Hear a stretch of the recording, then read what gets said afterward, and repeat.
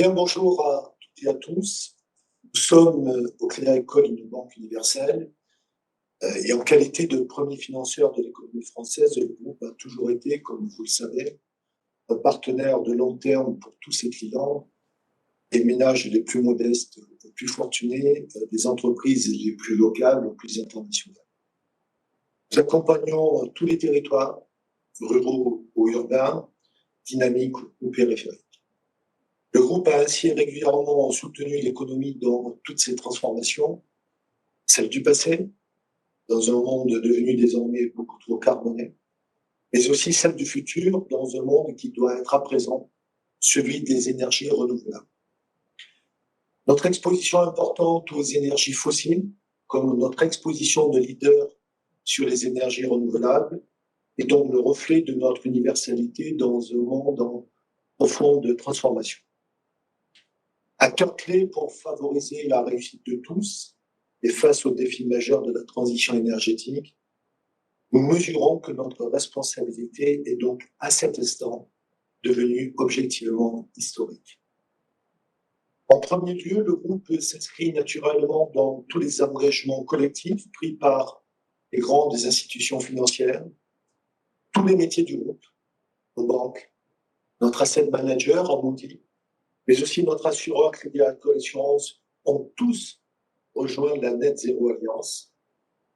Le groupe est par ailleurs totalement engagé dans la coalition des grandes banques françaises contre le réchauffement climatique, avec dès janvier 2022 l'arrêt total du financement de projets directement liés à l'extraction d'hydrocarbures non conventionnels, pétrole et gaz de schiste, sable bitumineux, engagement auquel s'ajoute l'arrêt de relations avec les entreprises ayant une part significative de leur activité dans ces hydrocarbures non conventionnels.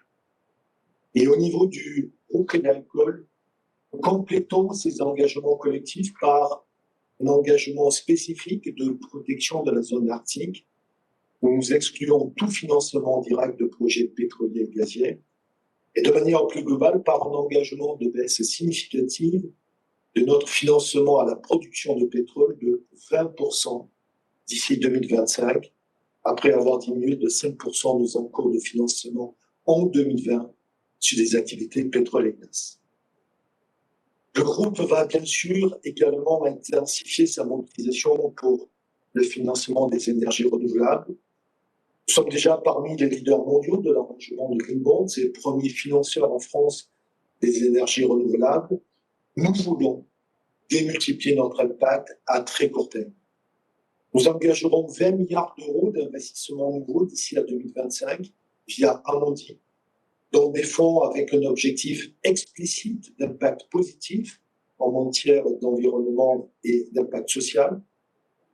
Nous multiplierons par 2 la capacité de production des installations d'énergie renouvelable financées par Crédit Agricole Assurance pour atteindre 10,5 gigawatts à horizon 2025, soit la consommation moyenne en énergie de 4 millions de foyers.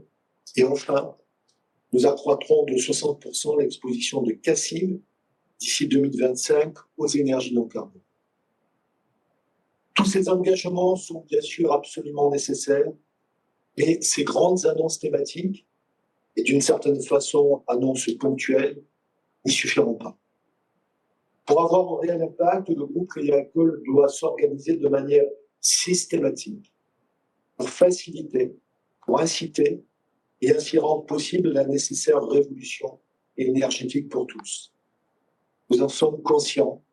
Face aux défis climatiques et sociétaux que nous affrontons, la réponse ne peut se résumer à un concours d'annonces.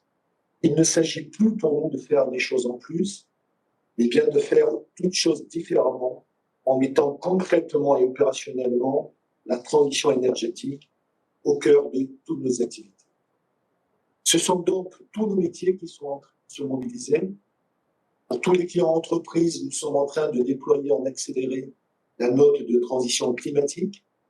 Toutes nos approches de financement chez CACIB intégreront des critères ESG dès 2022.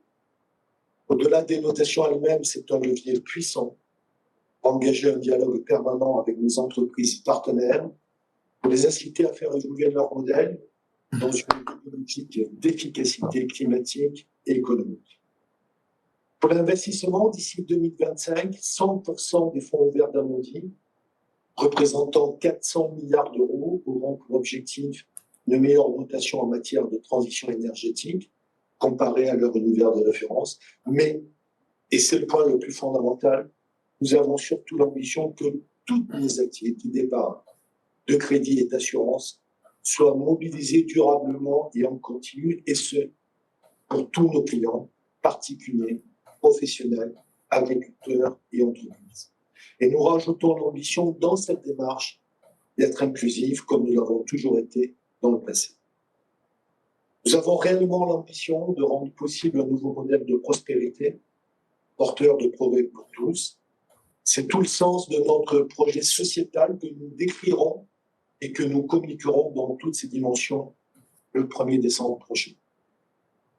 Notre conviction, c'est que l'enjeu pour les banques n'est pas de verdir leur bilan seulement, mais bien de verdir toute l'économie. C'est cet engagement que prend le Crédit Agricole aujourd'hui, avec beaucoup d'humilité face aux défis que nous affrontons, mais aussi avec beaucoup d'opiniâtreté et une totale détermination.